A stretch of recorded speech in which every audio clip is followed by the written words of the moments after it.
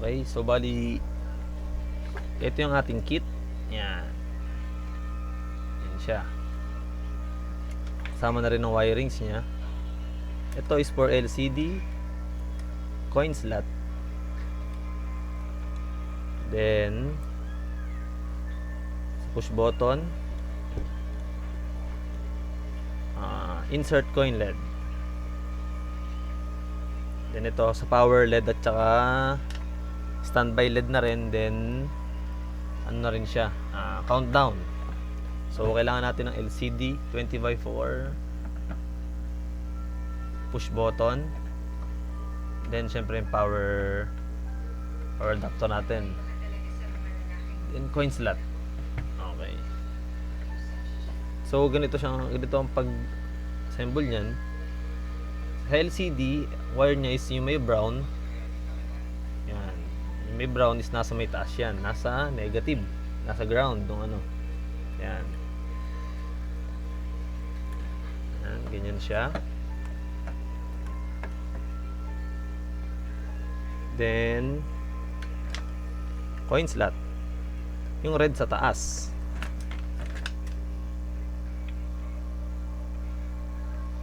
Yan, ganyan. Then ito is para sa set.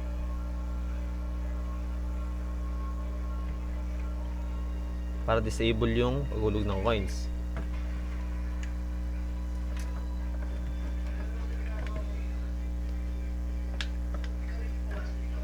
Then push button.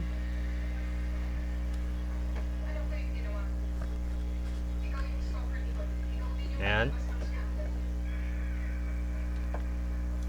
Then ito mga coin LED yan. Ay mga LED. Ayan. So power.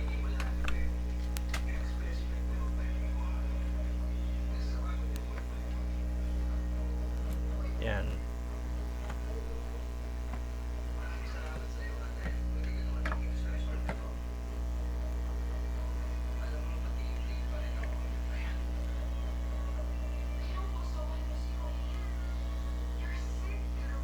Yan, pag pinaron mo. Yan, kasi wala pa siyang config. Yan.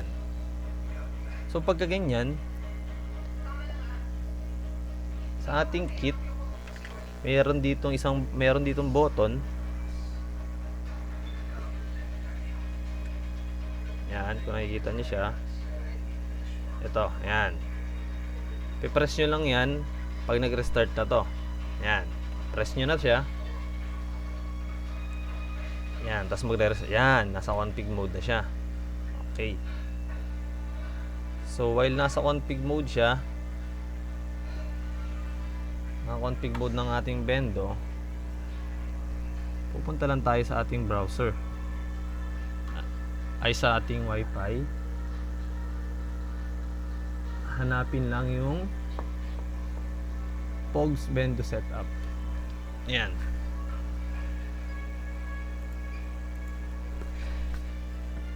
Then configure lang tayo ng ating configure wifi tayo. Yan. Ito ang ating setting. Pero back muna natin siya. Punta tayo sa ating Microtech. Sa ating Microtech, make sure na may hotspot config na siya. Then punta tayo sa hotspot, IP hotspot. Then sa user profile, kailangan meron tayong rate 1 to 7 kasi meron tayong 7 rates. Yan. Then create tayo ng user muna.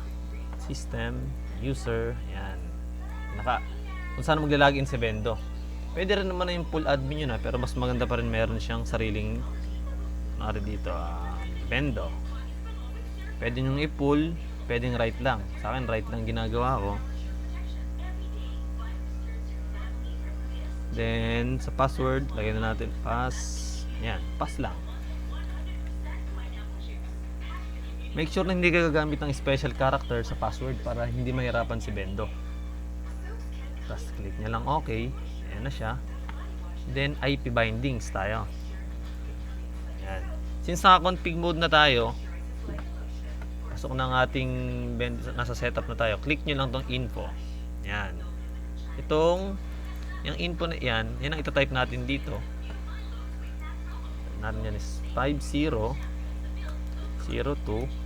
Itong nasa baba, yan. 91 E0 93 EB. Yan. Then sa server, all nyo lang, then bypass. Pwede lagyan ng comment. Bendo. Yan. Click nyo lang, okay. Yan. So, dito na tayo. Close nyo. Ilagay nyo lang dito sa user. Yan. Ito, close nyo na. Then sa log, i-open nyo yung log para makita natin kung makakonect tayo mamaya. Then back tayo dito sa ating configure wifi na tayo ngayon. Yan. First, i-select nyo dito kung nasan yung SSID nyo na galing sa Microtech. Yung AP mode nyo. Yung AP ng Microtech. Naka-hotspot. Sa akin ito. Is wifi. Yan. Check lang natin dito. Ayan. Built-in lang ang ginamit ko eh. Palitan natin Bendo wifi. Ayan. Diyan tayo ko-connect.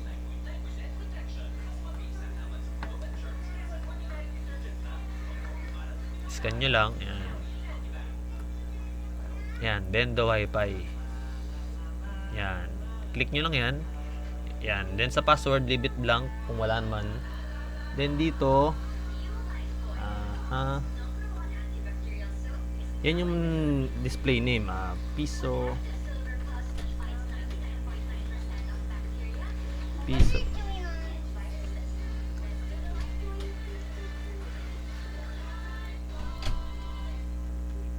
Piso wifi Bendo. So 20 characters ang pwede diyan, space, including space. Lagyan niyo na ng space para masentro nyo. So wala na, sumobra ako ng isa dito. Yan. Then Microtech credential, Microtech IP address, kung yung ano yung host. Talang kayo dito. Ayan. Ito siya. Ayan. So 192.168.88.1. Then Microtech username and password. Then yung generate natin kanina. So ilagay lang natin dito is Bendo. Tapos ang password niya is pass. Ayan yung nilagay natin kanina. Okay, so dito na tayo sa rate. Sa rate naman, default natin is sa rate 1 is yung 1 peso.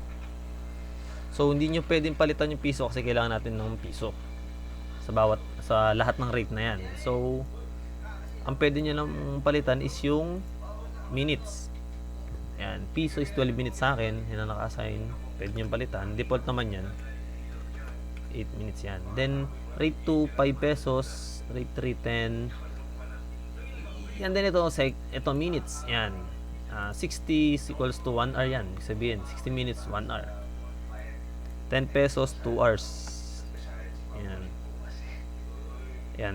Then ang 150 ko is 7 days. Ito yan.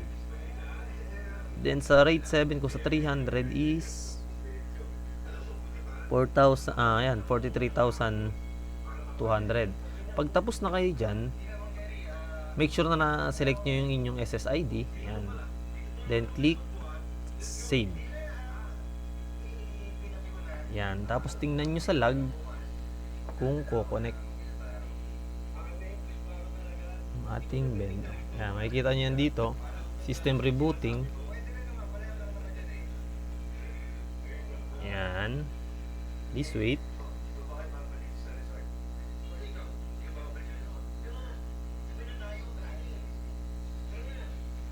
So, ayan. Connected na siya. So, dito, makikita nyo is connect siya.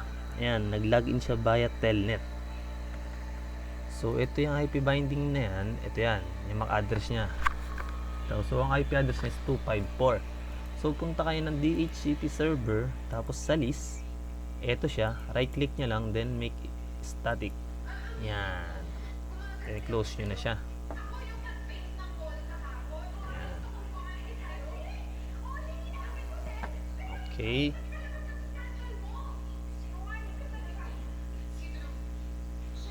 Yan. Okay na siya. So, pag ganyan, then try natin maghulog ang piso. Ayan. Pag naghulog ka lang ng rekta sa ating coin slot, hindi niya tatanggapin yan. So,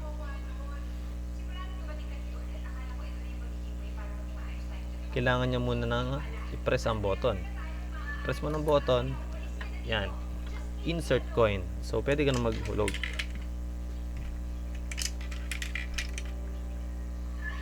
Palit tayo ng barya. Ay, siya nga pala. Ito yung ating LED indicator nagtago. Tago siya, yan. So, pag pinress mo yan, pag umilaw yung green, that's the time pwede ka na maghulog ng coin. Credit 1 peso is equals to 8 minutes. Yan yung binago kanina. Then, press nyo lang yung button. Generating. So, ito na siya. PW966 user. Yan siya ngayon. Okay, then pag natapos na siya, meron niyang 60 seconds bago mawala. So, tapos na para sa next session na, click nyo lang yan. Yan. Nakailaw pa rin yung ganun. Ibig sabihin, pwede na yung mag-start yung next session. Pero pagka walang naghulog,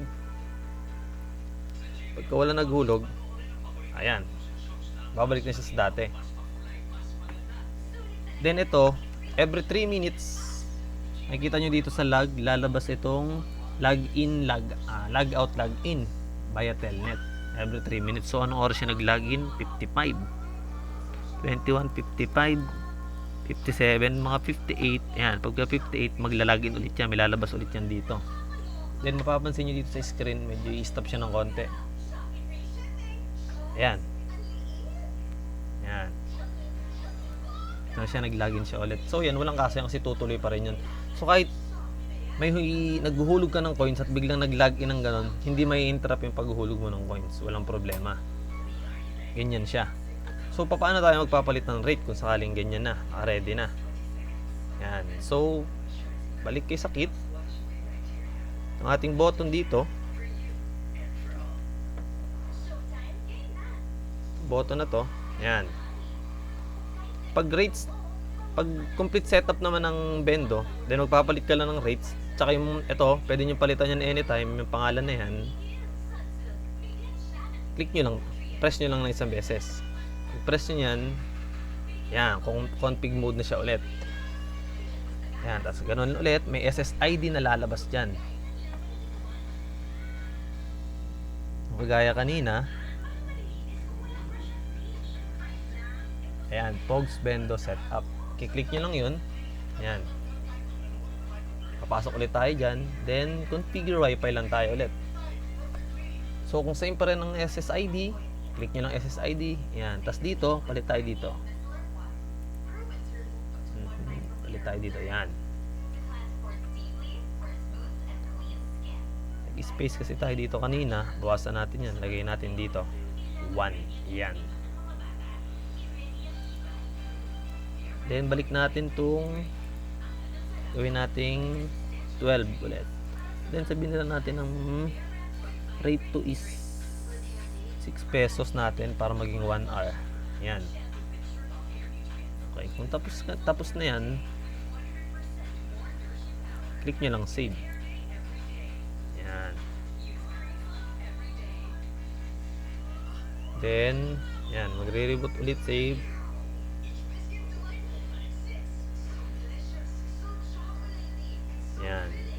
siya. Then, testing natin.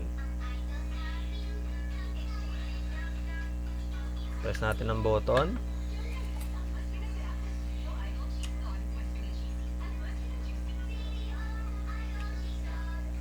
Yan. Ito natin yan. Press natin button, hulog tayo ng piso. Yan. Try natin ang piso. Ayun, 12 minutes na ulit siya. Testing ulit natin to. 2 pesos 24.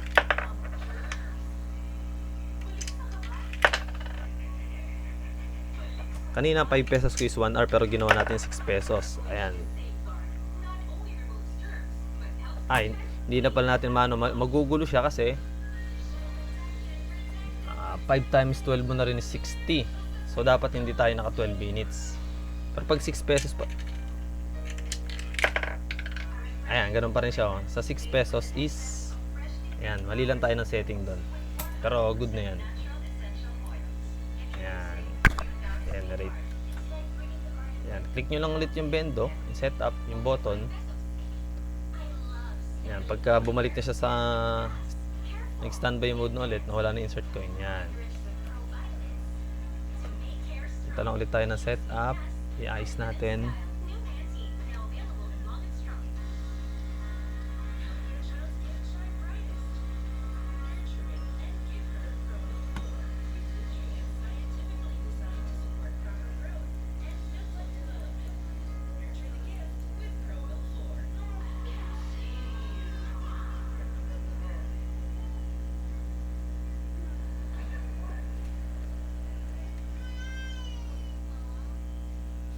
Yan, then i-ice lang natin yung rates. Click ulit natin ang ating SSID. Then sa rates, yan, ito. Click lang natin sa 5 pesos yan kasi para hindi magulo. Halimbawa, ang ayaw nyo nang may 1 week hanggang 1 day lang kayo. Ang gagawin nyo nang dyan is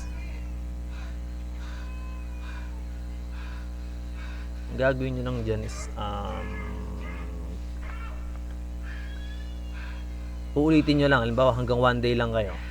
Dito lagay nyo is ulitin nyo lang yung pinaka-last na gusto nyo, no? Ayan.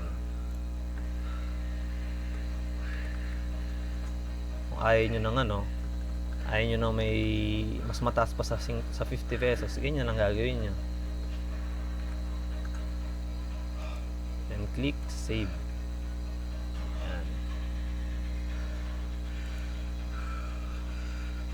Re-restart ulit yung benda natin.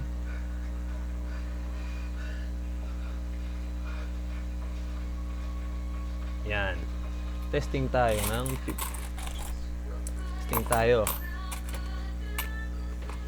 ay press natin yung button, hulog tayo.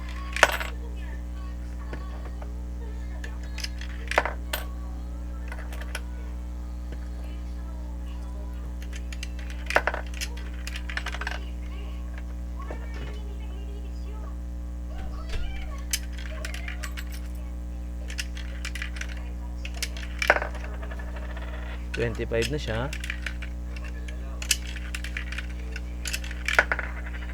Ayan.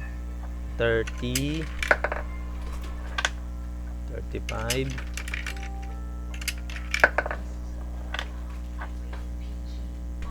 Tapos nasagi. Ayan, then ayan, nagalaw ko yung wire. Yun ang ingatan natin pagka reset lang natin siya. Ulit natin, reset tayo. Nagalaw yung wire. Hatak.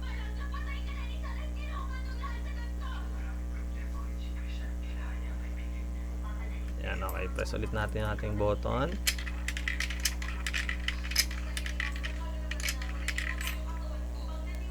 Ayan, nadikit pala dito. Ayan. Okay, ulit.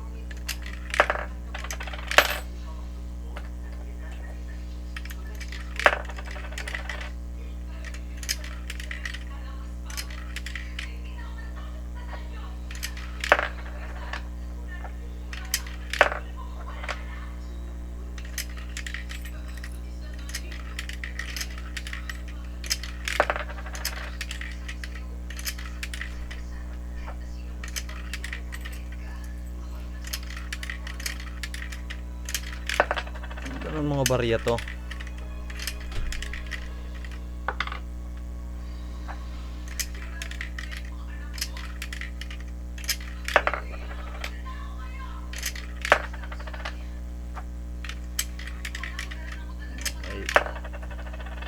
Yan, 1 day. Yan. So, kada add na lang yan, nangyayari dyan, is 12 minutes na lang, lagi. Yan, ganyan na lang siya. Ayan, tapos press nyo lang yung button. Yan. So, ito na yun, yung code nya. PW165. Yan, ito siya. Yan natin. Dapat yan is 1 day, 12 minutes. 24 minutes. Yan. Yan, ganyan siya. Yan, ganun lang kasimple setup ang ating bendo.